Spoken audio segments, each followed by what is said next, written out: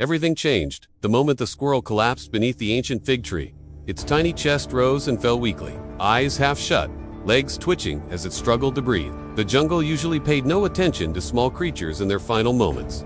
Big things hunted, ate, slept, fought for territory, died. The small things were nothing more than background noise. But this time, something extraordinary happened. A single ant approached the squirrel, then another, then dozens more emerged from the roots of the banyan tree nearby. But they didn't attack. They didn't feed. They simply surrounded the dying animal in stunned silence. At first, it looked like instinct. Ants often scavenge. They found a wounded creature and sensed nourishment. But this was different. They didn't swarm. They didn't bite. They gathered around the squirrel gently, as if forming a living shield. Some crawled onto its fur, brushing past the wounds with odd precision. Others circled its body, creating a moving perimeter. Not one touched its eyes, mouth, or bleeding leg. Instead, they moved slowly, almost reverently. Then the birds in the canopy stopped calling. A lizard paused mid-hunt. Even the wind seemed to shift direction, blowing softly through the leaves, as if nature herself was watching. The squirrel didn't panic. It didn't try to run. It didn't scream. It looked calm, as if it knew something we didn't. And so, the hours passed. The sun moved across the vast canvas of the sky, casting long golden rays through the dense forest below. The ants stayed.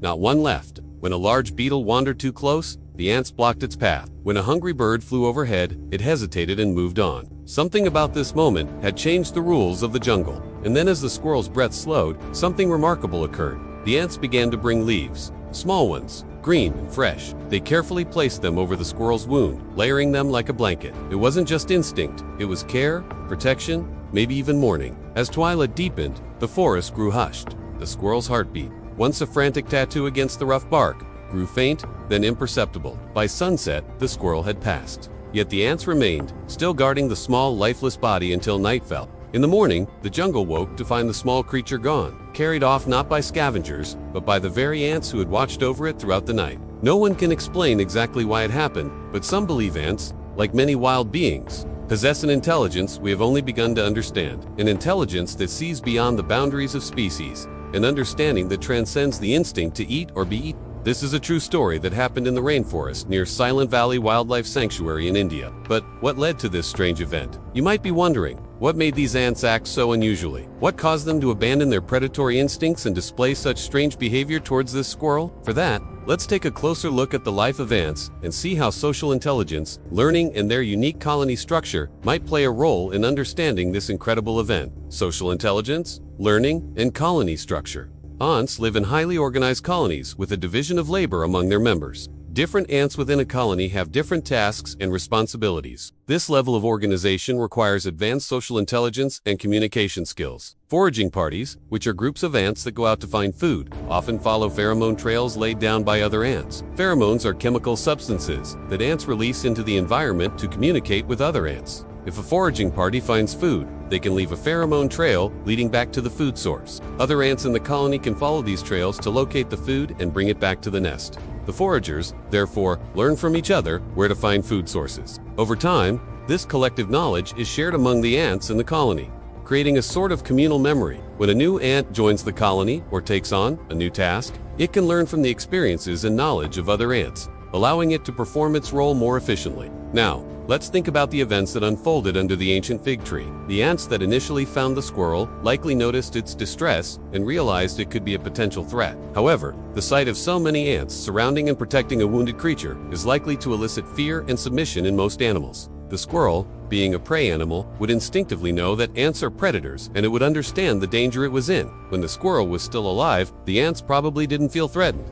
It was weak and couldn't defend itself. But as soon as it stopped moving and lay still, it became a potential food source for the ants. But since there were so many ants already around the squirrel, they likely communicated with each other and decided not to kill it, perhaps due to the presence of others or because it was already dead. The idea of bringing leaves to cover the squirrel's wound may have come from the ants' experiences with other insects or animals they had encountered before. They might have seen similar behaviors or learned from previous encounters that certain plants or parts of plants can be used for protection or healing. It's also possible that the ants' decision to protect the squirrel was influenced by the behavior of other animals in the area. As the ants were surrounding the squirrel, other animals like birds or lizards might have observed them and decided not to approach the scene. This created a safe space where the ants felt comfortable carrying out their unusual behavior. without the risk of being attacked by predators. Learning from each other's experience and building upon their shared knowledge, the ants collectively decided to guard the body until it disappeared. This behavior may have been reinforced by the fact that the ants likely realized that the dead squirrel posed no threat to them, and that it could potentially be a valuable resource in the future. However, it's important to note that all these explanations are speculative, because there's no direct evidence to support any of them. The truth is that the behavior of the ants in this situation is complex and cannot be fully explained by a single factor such as social intelligence, learning, or colony structure. It was most likely a combination of all these factors and more that led to this strange and fascinating event. Perhaps this story will serve as a reminder that the natural world is full of wonders, and that even the smallest creatures can exhibit complex behaviors that challenge our understanding of their intelligence and abilities. By observing and appreciating the fascinating behaviors of ants, we can gain a deeper understanding of the natural world around us and the remarkable creatures that inhabit it. So the next time you encounter a colony of ants, remember that they are not just tiny insects that can be easily brushed aside, but rather highly intelligent creatures with complex social structures and behaviors that are worth understanding and appreciating. But that's not all.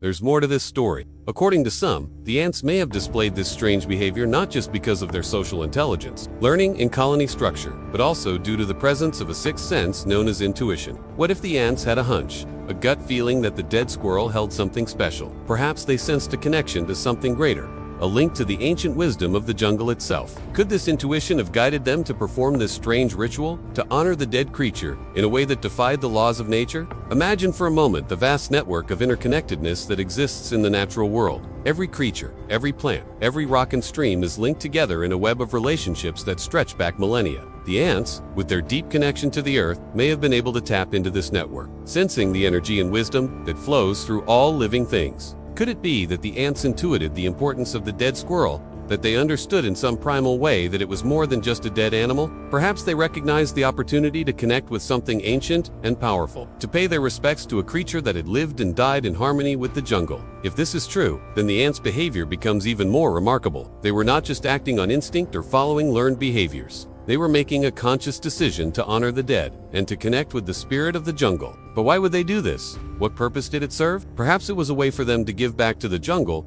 to pay homage to the ecosystem that had sustained them for so long. Or maybe it was a way to connect with the ancestors of the ants, with the generations of ants that had come before them and would come after them. Whatever the reason, the ants' intuition led them to perform this strange and beautiful ritual. They honored the dead, they respected the jungle, and in doing so, they revealed the depth and complexity of their nature. So when we witness these amazing creatures in action, let us remember that they are not just insects to be brushed aside. They are teachers, guides, and companions on our journey through this incredible natural world. Let us learn from their wisdom, respect their power, and celebrate their beauty. The ants' behavior serves as a reminder of the interconnectedness of all living things and the importance of respecting and honoring the natural world around us. It also highlights the incredible intelligence and adaptability of these tiny creatures and the richness and complexity of the natural world. If you enjoyed this story and want to hear more Tales of the Jungle, please don't forget to like and subscribe. Your support means the world to me and helps me continue sharing these amazing stories. Until next time,